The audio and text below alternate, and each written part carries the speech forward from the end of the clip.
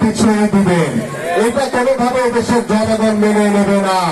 কারণ যুগ চলতে থাকবে, যুগের পর যুগ কি করে নির্বাচন হবে না? কিছুদিন সময় নেবেন আপনাদেরকে বুঝতে।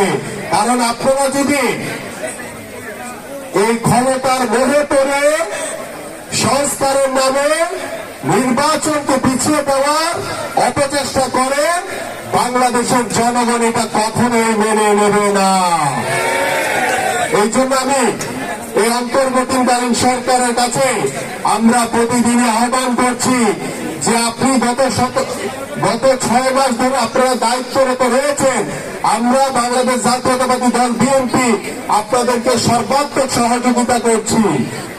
আমাদের এদেশের সাধারণ মানুষ আপনাদেরকে সর্বাত্মক সহযোগিতা করছে, কিন্তু গত 6 মাসেও আপনারা রাষ্ট্রীয় প্রতিষ্ঠানে যে সংস্কারের কথা বলছেন, এখন পর্যন্ত কোন সংস্কার আমাদের চোখে দৃশ্যমান হয় না। কারণ এখনো রাষ্ট্রীয় প্রতিষ্ঠানগুলোতে স্বৈরাচার শেখ হাসিনার প্রেতাত্মারা বহাল তবিয়তে বসে আছে। তো সেই স্বৈরাচারদেরকে রেখে আপনি কিভাবে সংস্কারের কথা বলেন?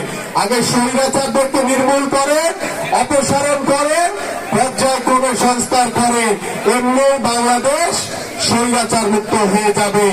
আপনি পরিপূর্ণভাবে এখন পর্যন্ত কিন্তু আমরা কেউ স্বৈরাচার মুক্ত হতে পারিনি। একটি ঐক্যবদ্ধ দল, সুশৃঙ্খল দল, আমরা কোন বিশৃঙ্খলাকে প্রশ্রয় দেব না। এই বিষয়টি মাথায় রেখে আপনাদের আগামী পথ চলতে হবে। আমরা যে সুন্দর সমাজ গড়ার জন্য যে কাজ করছি, আমরা একটি সমৃদ্ধশালী বাংলাদেশ গড়ার জন্য যে কাজ করছি, আমরা একটি মানবিক বাংলাদেশ গড়ার জন্য যে কাজ করছি, আমাদের মাননীয় ভারপ্রাপ্ত চেয়ারম্যান জনাব তারেক রহমানের নির্দেশনায় সেই নির্দেশনাগুলো আপনার আমাকে অক্ষরে অক্ষরে পালন করতে হবে। কারণ আমরা জিয়া পরিবারের একজন সদস্য, আমরা দল বিএনপির একজন ক্ষুদ্র কর্মী হিসেবে আমাদের দলের শৃঙ্খলা পরিপূর্ণভাবে বজায় রাখতে হবে। প্রিয় নেতৃবৃন্দ, 13 জুলাই 2023 সালে বিএনপি ভারপ্রাপ্ত চেয়ারম্যান জনাব তারেক রহমান বাংলাদেশের রাষ্ট্র কাঠামো মেরামতের 31 দফা দিয়েছিলেন।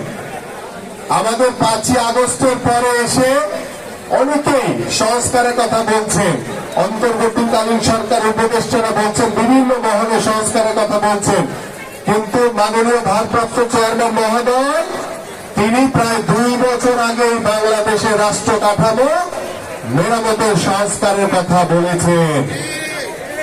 তিনি বলেছেন যে বাংলাদেশে গত 17 বছর স্বৈরাচারে রেখে যাওয়া রাষ্ট্রীয় প্রতিষ্ঠানগুলো যে ধ্বংসস্তূপে পরিণত হয়েছে, বাংলাদেশের রাষ্ট্র কাঠামোকে যে গত 17 বছর স্বৈরাচার সরকার ধ্বংস করে দিয়েছে, সেই রাষ্ট্র কাঠামো পুনর্গঠন করা, সংস্কার করা